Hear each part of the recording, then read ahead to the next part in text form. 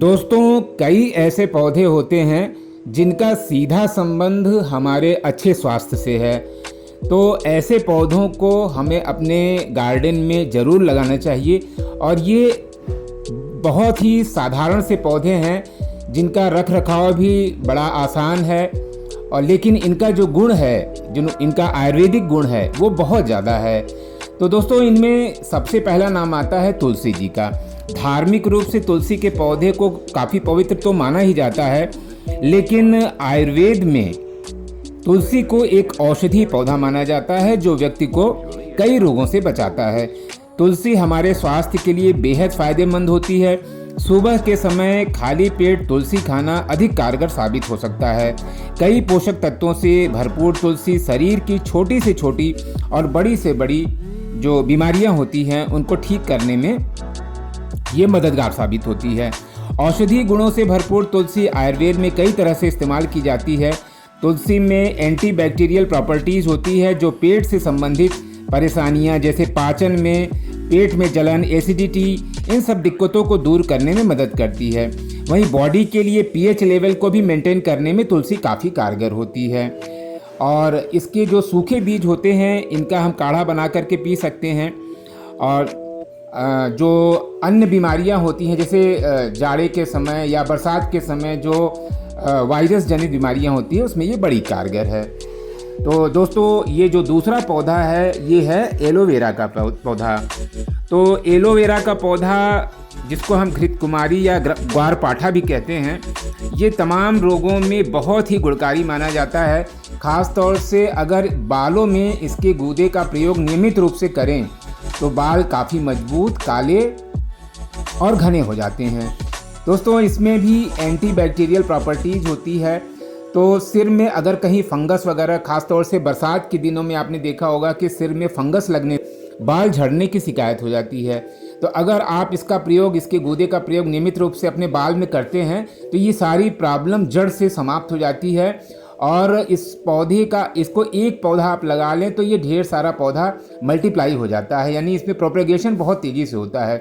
तो दोस्तों, ये सामने देखिए, इस तरह से आप गूदे को निकाल लें और इसके किनारे पर जो इसका पीला वाला पार्ट होता है वो जहरीला होता है, तो उसको आप साइड से, मतलब चाकू से काट करके निकाल लें, और बीच वाला जो गूदा होता है जो कलरलेस होता है उसी का आप प्रयोग करें। दोस्तों, ये तमाम तरह के रोगों जैसे गठिया, सिर दर्द, और जैसा कि मैंने बताया बालों के लिए बहुत ही उत्तम है। और शरीर में कहीं भी दर्द हो रहा हो, पेट संबंधी कोई भी प्रॉब्लम जैसे एसिडिटी वगैरह है, उसमें भी ये काफ़ी मददगार साबित होती है। तो दोस्तों, आप इसको ज़रूर अपने गार्डन में लगाएं, और ज़्यादातर लोग रखते भी हैं। एलोवेरा बहुत ही कम रख रखाव वाला पौधा माना जाता है, और इसके गुण तो बहुत ज़्यादा गुण हैं। आयुर्वेद में इसको औषधियों का राजा माना गया है। तो दोस्तों, ऐसे गुणकारी पौधे को आप अपने गार्डन में ज़रूर लगाएं। और ये तीसरा पौधा दोस्तों आप देख रहे हैं, ये है ऑरिगेनो का पौधा।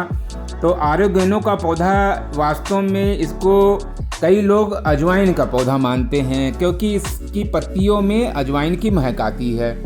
और इसकी पत्तियां जो होती हैं वो थोड़ा थिक होती हैं और मांसल होती हैं, जिसमें वाटर का कंटेंट बहुत ज़्यादा होता है। इसलिए इस पौधे को बहुत ज़्यादा केयर की ज़रूरत भी नहीं होती है। और ये तेज़ गर्मी से लेकर तेज़ ठंडी, थोड़ा जाड़े के समय में ये थोड़ा डॉर्मेंट हो जाता है। दोस्तों, ये पेट के लिए रामबाण औषधि है। साउथ इंडिया में इसका खूब इस्तेमाल किया जाता है।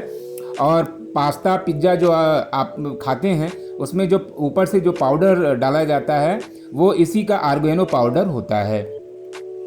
और ये, इसमें भी तमाम एंटीबैक्टीरियल प्रॉपर्टी होती है, और इसको खाने से इम्यूनिटी में बहुत सुधार होता है। इसमें तमाम तरह के मिनरल्स और तमाम तरह के विटामिन्स जैसे vitamin A, vitamin C, vitamin D, तमाम तरह के विटामिन्स पाए जाते हैं। नेचुरल विटामिन हैं ये, जो हमारे शरीर को काफ़ी फ़ायदा पहुंचाते हैं।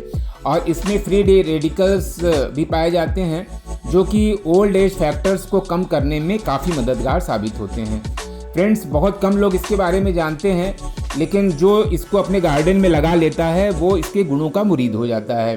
साउथ इंडिया में इसका बहुत इस्तेमाल किया जाता है। फ्रेंड्स, ये सामने आपके अगला पौधा जो है वो लेमन ग्रास है। तो लेमन ग्रास की तो बहुत गजब की प्रॉपर्टी होती है, जहाँ ये पौधा लग जाता है वहाँ पे मच्छर आने की शिकायत नहीं होती है।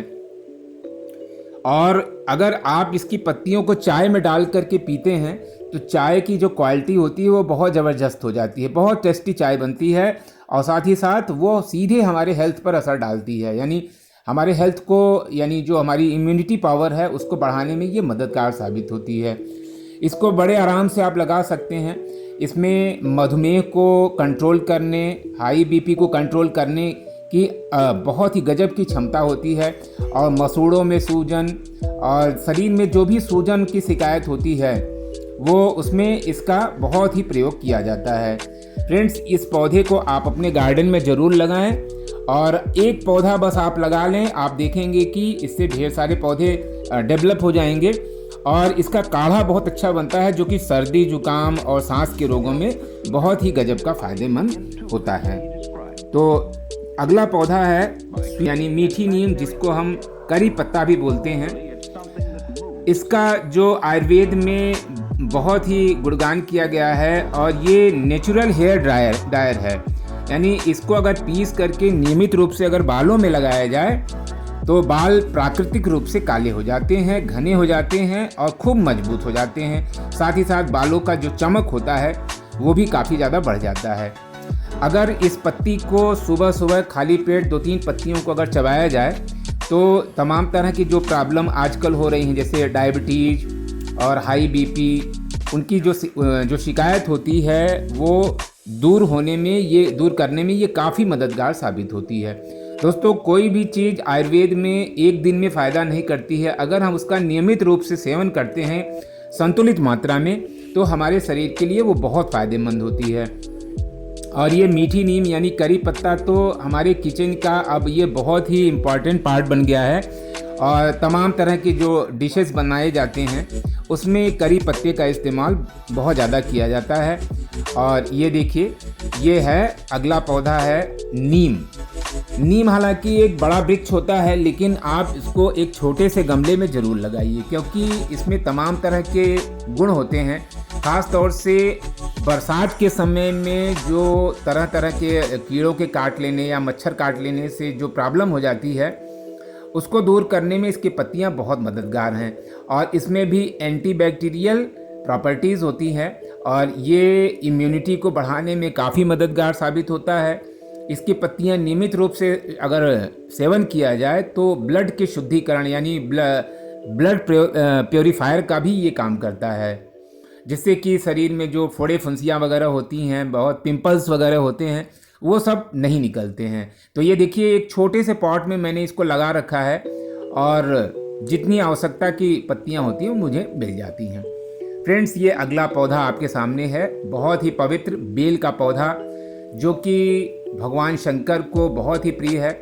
आप एक गमले में, आपके पास अगर जगह न हो इसका पेड़ लगाने का, तो आप इसको एक गमले में से लगा लें। इसको गमले में लगाने से आपको ये फ़ायदा रहेगा कि आपको भगवान शंकर को चढ़ाने के लिए आपको बेल पत्र तो मिलता ही रहेगा। और इसके आयुर्वेदिक गुण बहुत ज़्यादा हैं। ये वास्तव में शरीर को शीतलता प्रदान करता है। पेट के जितने भी तरह के रोग होते हैं उसमें ये रामबाण का काम करता है।